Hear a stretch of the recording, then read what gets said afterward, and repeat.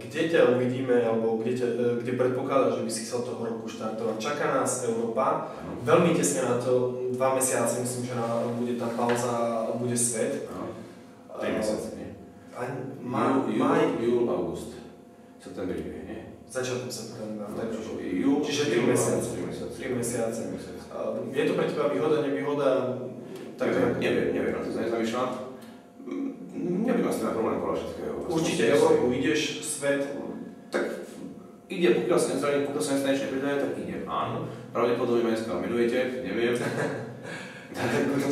Potom by som mal ísť, no, takže vieš, tak ale poviem, že idem a hľubú sa s ruku a poviem do ryti, takže musím sa vedieť, takže áno, že plány sú a chcem ísť trénerovi na to. Chceš ísť vyskúšať aj nejaké iné medzinárodné súťaže? Do Turecka nie.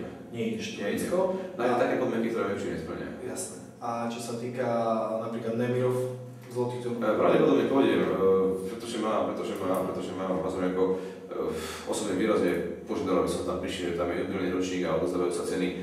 Chce tam mať všetkých víťazov, všetkých ročníkov, tam špeciálne ceny a tak ďalej, aby som nesúťažil, aby som prišiel. A pravdepodobne, keď tam už pôjdem, ak sa súťažil, uvidím podľa aktuálnej formy podľa toho, lebo tá kategória bude teda najvytejšia, ktorá je pôjde 95 teraz.